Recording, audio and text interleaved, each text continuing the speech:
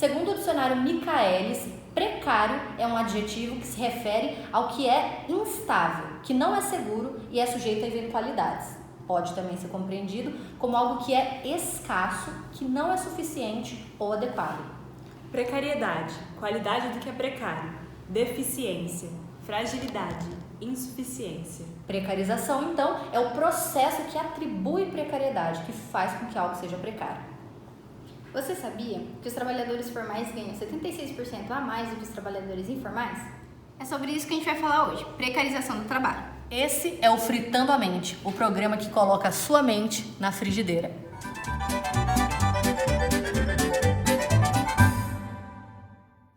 Gente, então pra gente começar essa conversa sobre precarização do trabalho, é legal a gente soltar uma notícia aqui que aconteceu esse ano, que é sobre o Thiago de Jesus Dias, que era um motorista entregador da Rappi, o aplicativo Rappi. Ele tinha 33 anos e o que aconteceu? O Thiago estava lá num dia normal, corriqueiro em sua vida, em que ele estava fazendo as entregas da Rappi. E aí, aconteceu que durante uma das entregas, ele teve um acidente vascular cerebral, ou seja, né, um acidente vascular cerebral, o cara ficou mal, enfim. E aí, quando ele ia entregar, a mulher que recebeu o pedido viu ele naquela situação e ligou para a Rappi. O que aconteceu? O que a Rappi fez? Falou, você pode cancelar as próximas corridas dele? Você pode dar baixa você mesma aí no pedido? Foi isso que a Rappi falou, entendeu? A Rappi não falou, falou que não podia fazer nada sobre a questão de saúde do Thiago, que teve um acidente vascular cerebral. Foi ser socorrido por um amigo, o amigo chamou um Uber, que também é um motorista de aplicativo. E aí o que aconteceu? Esse foi um caso bem polêmico. O motorista do Uber não aceitou levar eles para o hospital porque o Thiago estava numa situação, enfim, que tinha urina na roupa e ele falou que não ia sujar o carro. Olha, gente, complicado, polêmico, já chegamos assim, ó. Mas e aí, o que vocês acham? Bom, é muito complicado a gente pensar, justamente porque a gente já começa com um dado, né? De que os trabalhadores formais, eles ganham 76% a mais. Sim. E não é nem só essa questão do dinheiro, mas tem a questão da estabilidade mesmo, como a própria definição da precarização do trabalho. Então, além desses trabalhadores ganharem menos do que os trabalhadores formais, ainda tem essa questão de não ter a quem recorrer, de não ter uma empresa, de não ter nada que essa pessoa possa se dirigir nesse tipo de caso que é extremo e a empresa demonstrar frieza. Sim. Uma segurança, né? Não tem. Sim, exatamente. Para a empresa você é considerado autônomo, né? Por aplicativo. Tipo, eles não te consideram funcionário nem nada. É um auxílio, eles meio que vê você como um cliente. Né? Eu acho que isso é muito complicado, né? Essa coisa do autônomo, porque tem muita gente que gosta, fala assim, eu controlo meu próprio tempo. Já fiz várias corridas de Uber que o cara falava assim, putz, eu acho muito bom o Uber porque eu faço meu próprio tempo, eu tenho essa liberdade. Mas até que ponto existe essa liberdade, entendeu? O cara tem que fazer lá 1000 corridas para conseguir ter uma boa remuneração e liberdade, assim, não quero fazer essa corrida. E aí o cara cai lá no ranking e aí não vai ser chamado de novo.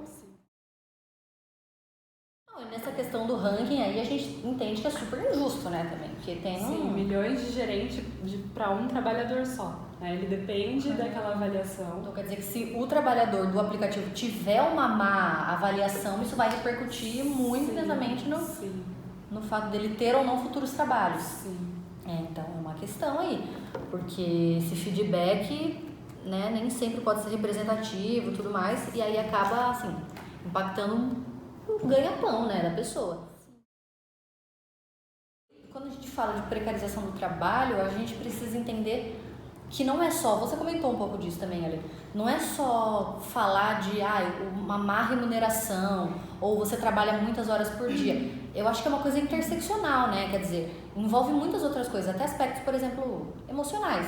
Um motorista de Uber, uma costureira que trabalha muito para conseguir ter uma remuneração consideravelmente boa, às vezes, sei lá, tem um filho pequeno, deixa de conviver com esse filho, deixa de estar lá momentos, vivenciando coisas com o filho porque precisa estar trabalhando. Isso acaba acontecendo em outros cargos, mas eu acho que nesse momento, assim, que não é de agora, né, mas de precarização, você vê repercussões que são financeiras, políticas, econômicas e também emocionais, né? Gasto com o carro, com a gasolina, até com a própria internet para o celular, né? Exatamente. A gente não pensa nisso, mas ele precisa disso e o dia inteiro, né? Ele não vai usar, 30 minutos e parar. E a empresa do aplicativo se preocupa em dar algum tipo de assistência nisso? acho que fica claro que essa flexibilidade só é possível com desemprego em massa. Assim. Exatamente. Os aplicativos precisam de muita gente sem emprego para poder oferecer o que oferecem. Isso é o suficiente. Exato. E o desemprego traz muitas coisas interessantes à tona. E incute na cabeça assim, do brasileiro, a gente vê isso sendo assim, reproduzido em massa. Que é essa coisa do ser empreendedor e tudo mais, que só vem com o desemprego. Então, você vê pessoas com discurso de não, nós temos que correr o risco, nós temos que inovar. Quando, na verdade, o risco é uma realidade que você não consegue fugir. Então, parece até meio que uma estratégia de sobrevivência do não, eu estou arriscando, porque eu faço inovação. Porque, assim, você já está na instabilidade. Então, como é que você vai lidar com isso? Né? Tem várias questões aí, alienação também, mas...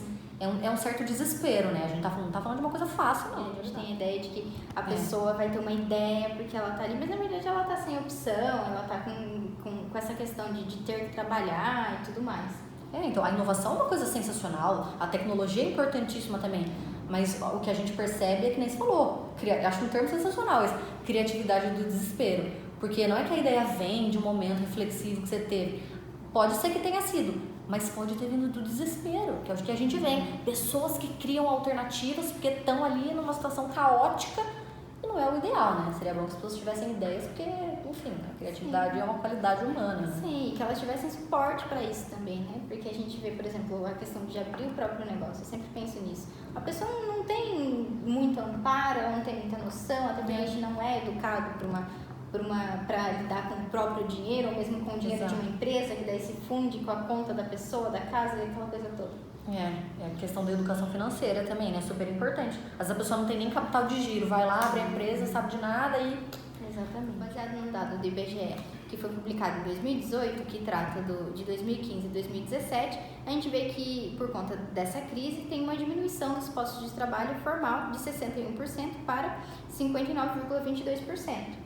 Então, sim. E eu acho que é importante a gente falar dessa questão estatística também. Ainda falando desses dados que foram divulgados pelo IBGE, a gente tem daí, nesse período de crise, como a Alessandra falou, 2015 até 2017, alguns dados bem interessantes e que mostram pra gente como falar de precarização do trabalho é uma coisa interseccional, né? Então, a gente fala de gênero, a gente fala de raça.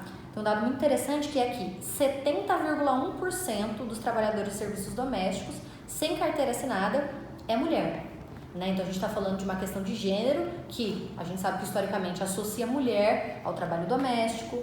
Tem um dado muito interessante também de que 46,9% dos trabalhadores informais são negros, né? Autodeclarados pretos ou pardos.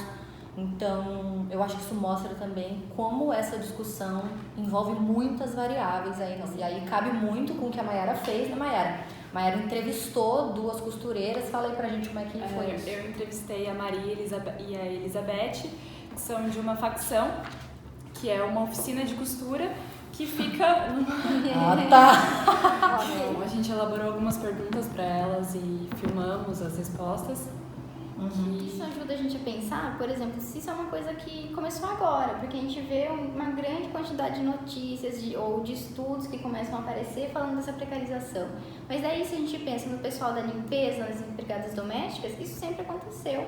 Há 20 anos atrás, a gente tinha locais que o pessoal da limpeza sempre foram terceirizados e continuam sendo, e agora a gente tem uma discussão que eu sinto também que é quando aperta algumas categorias de trabalho. Exatamente. Porque aí a gente começa a ver esse recorte de classe, digamos assim, muito claro. Porque, por exemplo, enquanto eram as empregadas domésticas, ou mesmo o pessoal da limpeza... Em grande parte negros. Em grande parte mulheres, negras. É como se estivesse tudo bem. Gente, agora vocês vão assistir aí as perguntas, né, que a Mayara fez para as 2 costureiras. Vamos lá.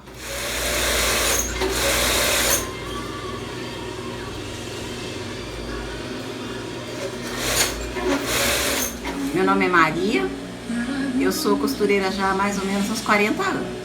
Meu nome é Beth, sou costureira, tenho uns 40 anos de costura. Na verdade, meu pai tinha bar e eu não gostava de trabalhar em bar. Aí a gente ajudava ele e meu sonho era trabalhar fora, né, para sair fora do bar. E aí eu arrumei serviço, tinha uns 15 anos mais ou menos, eu arrumei serviço numa confecção e aí ficou até hoje. Eu comecei eu estava com 15 anos na época. Eu já trabalhava, né, num frigorífico à noite, porque eu precisava realmente ajudar a minha família, né? E trabalhei dos 12 até os 15 nesse lugar, que era um trabalho à noite. E meu patrão, num determinado dia, ele chegou e disse assim, olha, eu vou precisar fechar esse estabelecimento, porque estava bem no centro da cidade, acho que não sei se era Anvisa, o que estava em cima, e ele não queria sair dali. Ele falou que ia ser muito dispendioso ele mudar dali para um outro lugar. Então ele ia fechar, né, o frigorífico, e ele estava comprando uma confecção e ele tinha a intenção de me levar para trabalhar com ele. Aí eu fui. Eu me lembro que eu estava cursando a 8ª série à tarde. E eu, naquela época, por falta de informação, sei lá, eu deixei o estudo porque aí eu ia trabalhar no período integral. Antes eu trabalhava só à noite, né, das 10 horas da noite até às 6 da manhã. E estudava à tarde, então tranquilo era para mim. Mas aí trabalhando no período integral, entrando às 6, naquela época a gente entrava às 6h30 da manhã. E ia trabalhar o dia todo. Então eu abandonei a escola em setembro, eu me lembro. Lembro até que a diretora foi em casa, né, conversar com a minha mãe, mas não tinha jeito. Eu já tinha colocado na minha cabeça que eu tinha que, né, eu ia sair para trabalhar. Eu e a Beth, a gente já se conhece de outros carnavais, viu? Ela trabalhava, acho que em outra confecção, depois uma época ela foi trabalhar comigo, porque eu tinha uma facção também, ela trabalhou comigo. Depois a gente, né, foi para outros rumos, eu fui trabalhar na prefeitura, fiquei 11 anos. Aí voltei a trabalhar sozinha em casa, né? E um dia a gente se encontrou de novo, eu precisei usar uma máquina que ela tinha e eu não tinha, e eu precisava fazer um trabalho dessa peça infantil, dessa marca infantil para que eu trabalhava, e eu pedi emprestada a máquina dela e eu vim trabalhar aqui, na oficina dela, né? E aí eu me lembro que nesse dia, ou uns dias depois, ela recebeu assim, uma oferta de trabalho de uma calça que eu fiquei encantada. Eu queria fazer a calça por conta do valor, porque eu estava acostumada a trabalhar com peça infantil, valor bem abaixo mesmo, né? Aí eu fiquei toda acesa que eu queria pegar a peça para fazer. Vamos, Beth, vamos pegar. E a Beth com medo, porque ela já tinha outra produção, né, para entregar. E aí eu sei que conversando a gente chegou assim numa conclusão. Nós não fizemos essa peça que ela recebeu, mas aí a gente chegou assim à conclusão, vamos tentar trabalhar juntas para ver o fluxo do trabalho, o fluxo do valor que entra por mês pra gente. Ixi, na verdade, eu conheci no mesmo esquema. Eu tinha uma fabriquinha, a Tata também tinha. Aí eles começaram a me passar serviço e aí a gente acabou se conhecendo. É bastante corrido, né? A gente quer trabalhar assim quanto mais rápido por conta das entregas, porque a gente sabe que quanto mais rápido a gente entregar, quanto mais peças a gente fizer, mais a gente ganha. É bastante insegurança, né? Eles não têm assim um dia específico para pagar. Então, você tem ou que ficar pedindo, né? Que eu sempre peço, não fico esperando. Mas é isso, não tem muita estabilidade não. Então, férias, a gente sabe que a gente não tem, já faz um bom tempo, né? Tanto eu como a Elizabeth, mesmo trabalhando sozinha, eu e ela, cada uma na sua oficina, não tem mesmo nem horário, não tem um dia de folga. Agora que a gente está tentando manter o domingo, fazendo de tudo para não trabalhar aos domingos, né? Mas não tem assim, se precisar de uma entrega, lógico que a gente vai, né, abrir mão do domingo e vem para poder entregar. Bem corrido, né? Muito trabalho, não tem hora para nada. A gente pega de uma empresa que não é a marca, é uma empresa que faz um intermédio, né, intermediária. Então essa empresa, eu acredito que funcione assim, ela vende a peça para esse cliente, né, e vende a peça pronta e passa pra gente costurar. Então quando chega pra gente, esses pedidos já é tudo peça vendida, esse material já vem pronto pra gente, vem a peça cortada. Para essa empresa que a gente está trabalhando hoje, ela manda tudo, inclusive a linha. Mas eu já cheguei a trabalhar para uma outra empresa e a gente recebia as peças, o corte, né, as peças cortadas, e a linha a gente tinha que pagar. Aí a gente monta a peça, deixa montada. No caso do jeans, que normalmente é lavado, tingido, né? Algumas peças são tingidas. Então vem o que pra gente? As peças cortadas e o aviamento que se usa, um zíper, alguma coisa assim. Porque botão, etiqueta de marca, todas as coisas assim que são postas depois da lavagem a gente nem vê. Muitas vezes a gente não sabe nem para quem a gente está costurando, né? Para que marca. Folga não tem, férias piorou, né? A gente tenta ficar o domingo em casa, né? E eu não gosto de trabalhar de domingo, na verdade. De sábado pode ir até, mas de domingo nem pensar.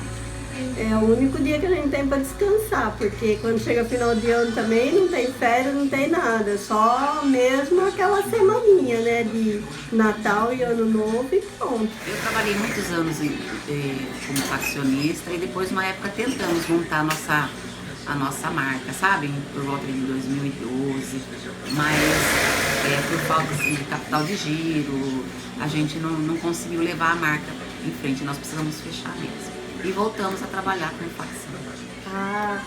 É legal, né? A gente vê as peças ali prontas, sabendo que a gente que fez. O que dá dó é de ver o preço, né? O tantinho que a gente ganha e o tantão que eles ganham. A gente, assim, sabe que é bem caro. Outro dia eu entrei no site de uma delas, né? Então eu fiquei assim, surpresa com o valor, né? Relacionado com aquilo que a gente recebe. Uma peça que a gente costurou aqui, né? Vou falar o que era. Uma calça que eu achei linda, a Beth também adorou, todo mundo gostou, por R$1.250, né? E a gente, assim, foi pago pra gente R$13 da peça. A gente recebeu por aquela peça 1% do valor. E assim, vendo o preço, né, no site, eu acredito que não dá nem para entrar na loja, né? Vou deixar lá o salário inteiro, então realmente não tem condições de ter uma peça daquela marca, não, de jeito nenhum. A ideia a gente tem, mas eu acho que não sem condição de comprar. Por um lado, a gente fica até... eu tô falando do que eu senti, né, quando eu via lá a peça no site, bonita e por aquele valor, né? Que é um valor muito alto para mim. Eu não gasto esse valor dessa peça nem o ano inteiro comprando roupa para mim, não dá. Mas a gente fica orgulhosa de ver a peça da gente lá vendida, que a gente fez por esse valor. Embora eu não vou conseguir nunca nem entrar na loja para, né, comprar uma peça dessa, por um lado você fica orgulhosa e por outro você pensa assim, tem uma música do Zé Ramalho que fala assim, que tem uma pessoa que veio do norte para São Paulo e entrou trabalhar na construção civil e construiu lá prédios, escolas, igrejas, e ele diz assim que ele não podia nem ficar parado olhando para o prédio que ele construiu a fazer, que ele ajudou a fazer, né? Porque a polícia ia lá perguntar se ele estava lá admirando ou ele estava querendo roubar. Então nós, acho que é o mesmo caso, né? A gente nem almeja entrar numa loja dessa, porque sabe que não vai... Uma que não vai nem ser bem atendido, né? E outra que realmente não vai ter condições de adquirir uma peça dessa. Puderam ver aí essas perguntas que foram feitas para a Maria e para a Elizabeth, né? Foi muito interessante, várias coisas que elas trouxeram aí para refletir o que é o cotidiano também, né? De um trabalho como esse, porque a gente costuma falar muito, estuda, mas e quem vive, né? Então, Bom, é isso aí, pessoal. Mandem os temas que vocês querem que a gente discuta aqui. Deixa o like aqui embaixo. Deixa o like. Se inscrevam no canal. Aperta o sininho lá. Aperta o sininho. Aperta o sininho, hein, mano?